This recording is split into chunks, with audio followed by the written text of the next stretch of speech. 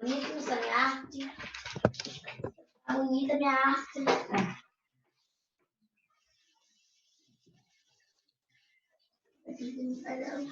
Da Baiana.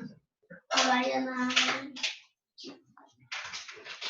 Opa, Sérgio. Tá me Fala, ouvindo? meu amigo, tudo bem? Tranquilo? Encaixar meu fone aqui. Marcos, tem um amigo meu que pediu para entrar agora. Aí eu Gil, mandei o link para ele. tô vendo tá bom? aqui. André. Isso. Eu aceitei.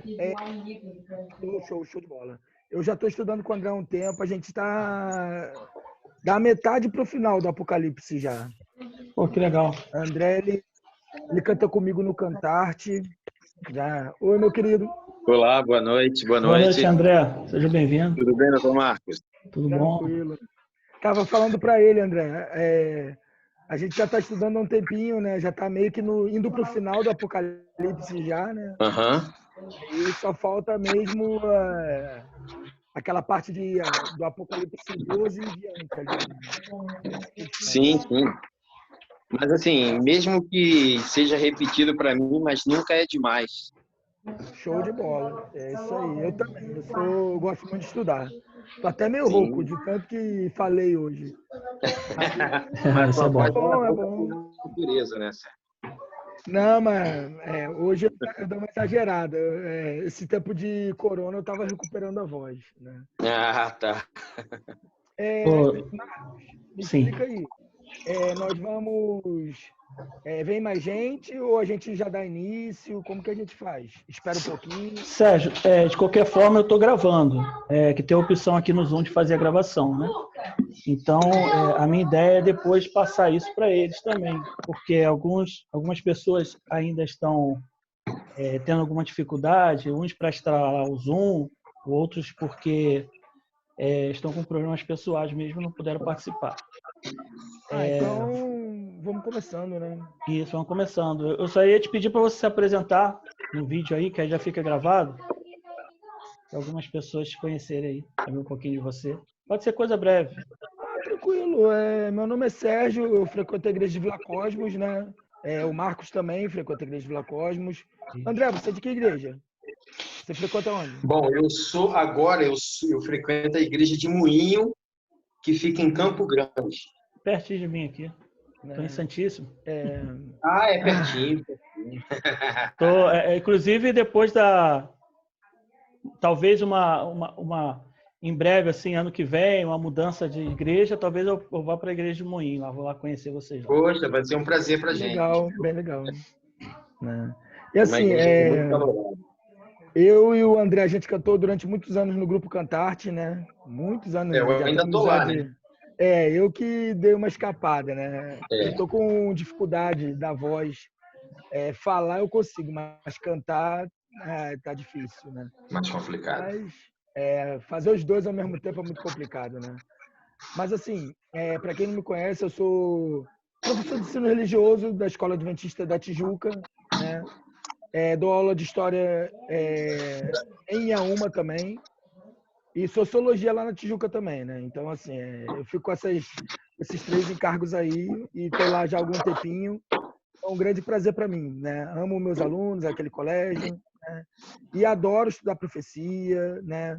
É uma das coisas que me alegra poder estudar a Bíblia com as pessoas, né? Tenho o maior prazer, nunca me nego.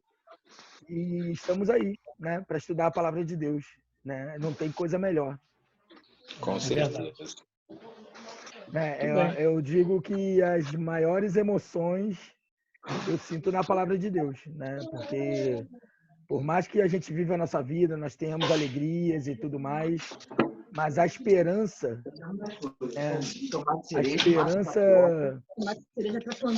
da volta é tudo, né? É interessante que em Provérbios diz que sem profecia o povo se corrompe, né? Sim. Eu vejo isso como algo que se tornou prática na minha vida. A profecia ela me reaviva todo dia. Todos os dias eu preciso estudar as profecias e ter esse contato em ver, assistir vídeos sobre profecias, profecias à Bíblia, né? Com a profecia que a gente estuda, né? Profecias bíblicas. Porque isso me dá uma esperança muito grande da volta de Jesus, não se concentrando nas profecias, mas tendo Jesus como nosso alvo, né? Do retorno dele. Sim, Mas sim. quando a gente vê o cumprimento dos sinais, né? Das profecias, a gente sente aquele ardor no coração, né? Aquela coisa, meu Deus, o Senhor está voltando e em breve nós vamos encontrar com ele. Verdade. E assim, profecia, né? A palavra da profecia não é meramente estudar Daniel, Apocalipse. A Bíblia toda é a palavra da profecia, né? O livro foi escrito com uma intenção, né? Quando Deus inspirou os profetas, ele inspirou na intenção de revelar o plano dele, de se revelar, né? De se revelar através de uma mensagem, de se revelar através do exemplo, de se revelar através de cada história, né? E tudo ali, tudo, de Gênesis a Apocalipse, ele aponta para Jesus, né? Tudo ali. E assim, qual o legal de pensar isso, né? O interessante é que quando você consegue estabelecer a conexão em toda a Bíblia, né? Quando você consegue perceber no Gênesis algo que o Apocalipse está repetindo, né? Aí você vai começar a entender profecia, né? Tu perceber que a Bíblia ela está toda conectada. E isso é muito incrível, né? Porque do primeiro autor até o último são 1.500 anos de diferença, né? São 39 autores, são 66 livros diferentes. Então você conseguir perceber essa ligação entre o texto, você entender que tá tudo caminhando num sentido, numa direção só, né? Você não vê um profeta discordando do outro. Eles seguem uma linha de pensamento, eles falam a mesma linguagem, eles usam expressões parecidas, né? Apesar de terem estilos, né, literários diferentes, Paulo ele escreve de uma maneira totalmente diferente do que você vai perceber no Antigo Testamento, né? Cada um com o seu jeito de falar, né? Alguns eram letrados, outros não, né? Alguns foram reis, outros foram humildes servos, mas você vê que eles usam a mesma linguagem, eles vão no mesmo sentido, né? E assim, a gente vai descobrindo doutrinas, né?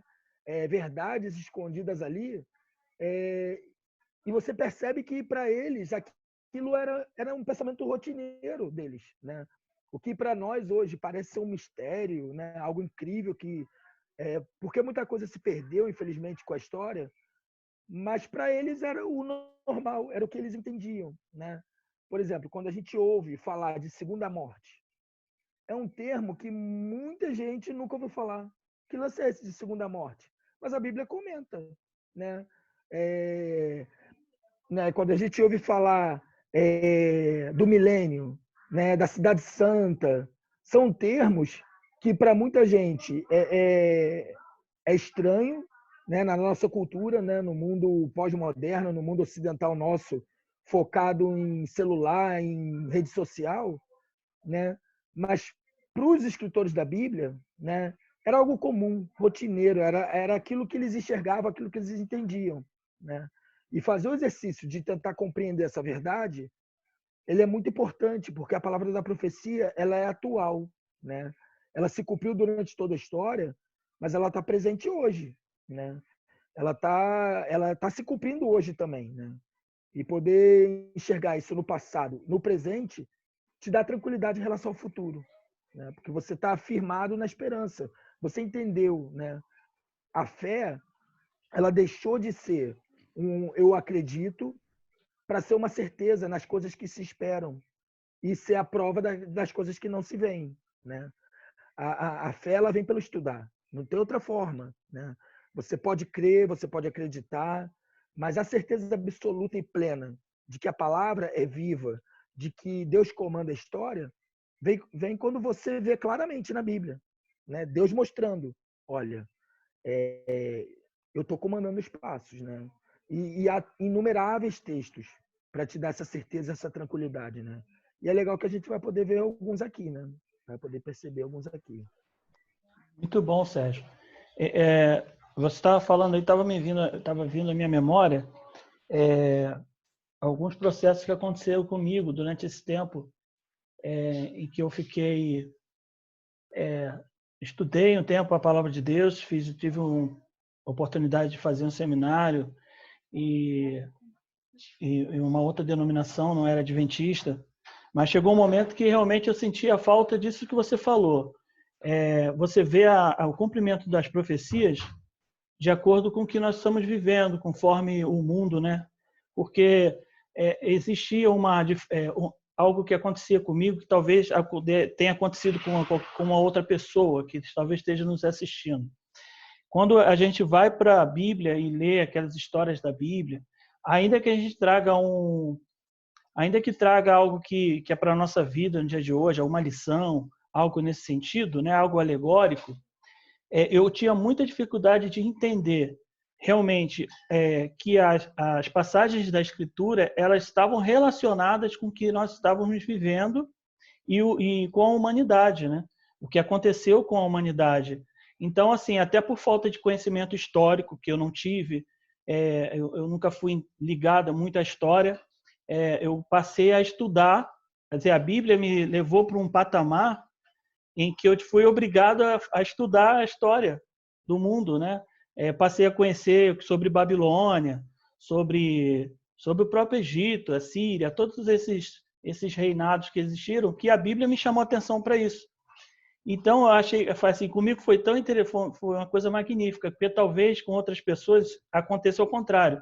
A pessoa primeiro conhece a história, né? A pessoa estuda, faz um ensino médio, faz uma faculdade, estuda a história e depois conhece a Bíblia e vê aquele paralelo, né, da Bíblia com o que a pessoa estudou no mundo secular.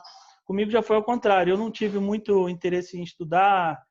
Eu sempre me envolvi muito com a eletrônica e nunca parei para estudar a história da humanidade, essas coisas todas. E a Bíblia me chamou para isso. Aí eu comecei a estudar e ver que realmente tudo está se cumprindo. O que já se cumpriu foi muito exato, né, a respeito das profecias, das passagens. O texto que eu falei está em Provérbio, capítulo 29, versículo 18. Eu vou ler aqui, que alguém pode ter escutado eu comentar, e eu não falei a referência. Não havendo profecia, o povo se corrompe, mas o que guarda a lei, esse é feliz. Aqui na versão Almeida Revista Atualizada. Mas aí, Sérgio, eu gostaria que você começasse aí o processo. Você vai começar do início mesmo, da Gênesis? Exatamente. A ideia é essa. Por quê? Você não consegue entender Apocalipse se você não entende a linguagem do qual o Apocalipse está falando. Então, o Apocalipse ele vai usar, ele é uma ampliação de uma profecia que acontece no Gênesis, né? Ali, quando Deus vira para a serpente e fala que colocaria inimizade entre o homem, entre a serpente e a mulher, e o descendente da mulher feriria a serpente com uma ferida mortal, uma ferida na cabeça, aquilo ali já é uma profecia referente ao Messias, né? Gênesis 3,15, né? No que acontece ali, a gente já entende o processo da salvação. E aí, a partir dali, Deus vai ampliar essa informação, né? A gente podia começar com uma oração, né? Ah, sim, claro. Acho melhor, né? Depois dessa introdução. André, poderia orar pra gente, querido? Claro, beleza. E aí a gente Claro, sim. fechou. Então vamos lá, oremos. Senhor nosso Deus, agradecido nós estamos, porque nesses dias que estamos em meio a essa pandemia, nós temos a oportunidade de nos achegarmos mais a Ti, através dos estudos e através da oração. Que o Senhor possa abrir as nossas mentes para que possamos entender o estudo e colocar em prática em nossas vidas, pois sabemos que Tu estás próximo e temos que nos preparar. Continue conosco, Senhor, dê sabedoria ao Sérgio para conduzir esse estudo, abra a minha mente, abra a mente do irmão Marcos Paulo e de todas as pessoas que irão assistir esse vídeo agora. Continue conosco, Senhor, isso é que te pedimos e te agradecemos por Jesus. Amém. Assim, eu vou fazer alguns esclarecimentos antes de como vai ser o estudo, né? Uhum. Aqui eu digo, né? Eu não sou um pastor, né? Eu sou formado em história, fiz teologia, mas não terminei a faculdade, né? E então, assim, eu vou colocar algumas linhas de pensamento para a gente refletir junto, tá? Principalmente no que for referente à profecia que está acontecendo agora, né? Profecias que estão acontecendo agora, elas se diferem de profecias que já aconteceram. Em que sentido? Né? Quando já aconteceu, fica mais fácil de você olhar na história e ver, né? Comparar datas, comparar eventos, comparar diferentes situações que poderiam ser da mesma profecia, porque elas já aconteceram, né? A profecia já passou. Mas quando a profecia ela é atual, você tem que analisar ela com muito cuidado, né? Para não cair no erro de falar uma coisa e não ser. Nós temos que entender que nós não somos profetas. Nós estamos interpretando os profetas. E aí a gente tem que pedir a sabedoria de Deus para Deus nos iluminar, para a gente não cair em contradição e erro, né? Então, o que eu vou colocar aqui são possibilidades da profecia, né? Pode ser, e a profecia ela tem que ser encarada sempre em critério de revisão, principalmente em relação ao futuro. A gente tem que ir observando os sinais dos tempos que são colocados, né? E com cuidado, contato, ver o que vai acontecendo e como vai se desenrolando. Nós podemos perceber que, dependendo da situação, terão coisas que vão acontecer que nós podemos muito bem perceber coisas em cima da hora, né? Poxa, o texto falava isso aqui em tal situação. Olha esse desdobramento que teve aqui, entendeu? O exercício da profecia é esse. Você está atento, vigiando, como a Bíblia fala. Vigiais até que o noivo se apresente, né? Espera, vai olhando com calma, né? Sem certezas absolutas, tá? Em relação à profecia que vai acontecer ainda, né? Mas com a fé e com a esperança no seu coração e deixando o Espírito Santo falar a sua mente. Eu acho que é por aí que o estudo deve caminhar, né? Agora, o que eu acredito que vai acontecer é que quando nós estudarmos as profecias que já se cumpriram, né, isso vai dar uma certeza muito grande de que a profecia que está se cumprindo, ainda vai se cumprir, ela é real, né? Porque diferente de qualquer outro livro religioso, né, a Bíblia ela tem algo chamado autoridade profética, né? Isso aí, eu vou ser sincero, eu já li alguns livros, obviamente, eu não esgotei os 300 livros religiosos que existem, mas li alguns além da Bíblia, Alcorão, Bhagavad Gita, livro dos Vedas, né? São muitos os livros religiosos que tem, que inclusive contam histórias parecidas com a da Bíblia, né? A gente tem que entender que no mundo hoje existem 14 mil religiões diferentes, com Sérgio, 300 livros religiosos diferentes. você Pode tocou falar. no, você tocou no assunto interessante, né? Eu já vi algumas reportagens, né, em alguns canais de TV por assinatura, e eles falam de algumas profecias que são muito parecidas com a Bíblia, e alguns povos que até evidenciaram o dilúvio, né? Na Sim, cultura sim, deles, né? Eles comprovaram que houve sim. realmente um dilúvio. Às vezes, você muda o nome, né, do personagem, mas a história é a mesma, tá? E aí tu fica naquele dilema, né? No meio de tanta religião, de tanta coisa, que livro é a palavra de Deus, se todos eles afirmam ser a palavra de Deus, né? E no meio de tantas religiões, como que a gente encontra o caminho, né, para pensar a religiosidade nossa, para pensar a nossa fé, né? Então, eu parto do seguinte princípio: experiências com textos bíblicos, textos religiosos, você vai ver relatados em muitas situações, né? Você vai ver gente que teve experiência espiritual, né, de bonita com outros textos que não são da Bíblia. Isso você vai encontrar. Mas a questão da autoridade profética, eu ainda não vi em nenhum outro texto, só encontrei na Bíblia. Vou dar um exemplo do que é a autoridade profética. Eu lembro que há muitos anos atrás, todo final de ano, o Faustão ele trazia um guru, né, para falar do futuro, para revelar o futuro dos artistas, né? E lá ele fazia algumas previsões do futuro, né, coisas que poderiam acontecer. E aí ele mencionava, né? Olha, você vai ter no ano seguinte muito sucesso, não sei o que, tal. E mesmo que ele viesse a falar algo muito, né, incrível, por exemplo, você vai ter um filho ano que vem, né? A probabilidade matemática disso acontecer acaba sendo de 50%, né? É sim ou não, né? Então, assim, é uma probabilidade muito alta, né? A chance dele acertar é muito alta. Isso não confere autoridade profética ao cara que me levou essa mensagem. Agora, se você vira e fala assim, no dia tal, tal império vai cair. A chance e a probabilidade disso acontecer, ela é muito menor.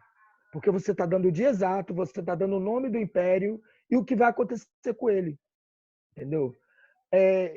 E aí eu queria lançar um desafio a vocês.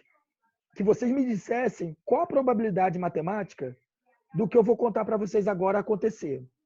No texto de Isaías, capítulo 45, né? Se vocês puderem acompanhar comigo, do verso 1 em diante, né? Marcão, eu pedi até para você ler. Deus menciona o nome de um rei, né? E menciona alguns fatos que esse rei vai fazer na história. E Deus ele comenta assim: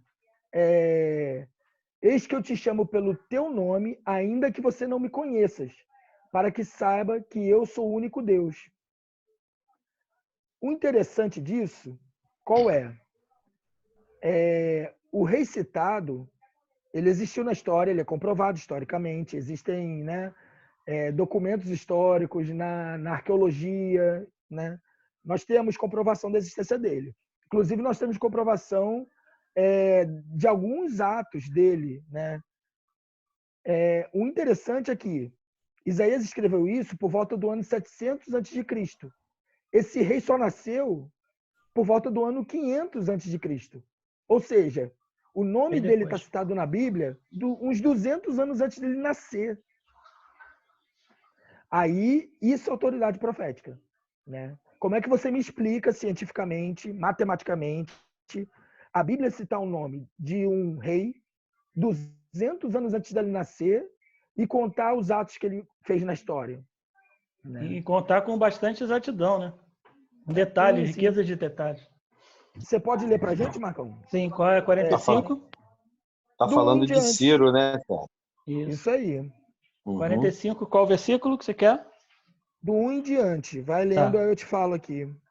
Assim diz o Senhor ao seu ungido, a Ciro, a quem tomo pela mão direita, para abater as nações ante a sua face, e para discingir os lombos dos reis, e para abrir diante deles as portas, que não se fecharão. Eu irei adiante de ti, endireitarei os caminhos tortuosos, quebrarei as portas de bronze e despedaçarei as trancas de ferro. Dar-te-ei os tesouros escondidos e as riquezas encobertas, para que saibas que eu sou o Senhor, o Deus de Israel, que te chama pelo teu nome, por amor do meu povo, Jacó de Israel. Meu escolhido, eu te chamei pelo teu nome e te pus o sobrenome, ainda que não me conhecesses. Ainda que não me conheces, né?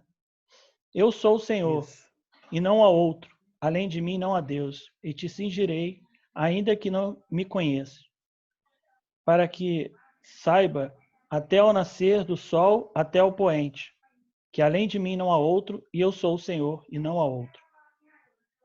Até aí? Então, assim, até aí. Esse texto, ele coloca uma coisa, algumas possibilidades para a gente pensar. Segundo o que a gente lê aqui no texto, só existem duas possibilidades. Ou que a Bíblia fala é verdade, ou é mentira. Não tem meio termo. Não tem como ser diferente. Por quê?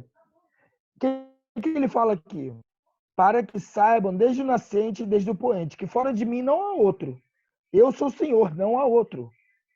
Então, ou isso é verdade, ou é mentira. Né? Porque no momento que você admite a existência de outros, né, essa palavra é mentirosa. Né? Aqui está falando, só existe um único Deus.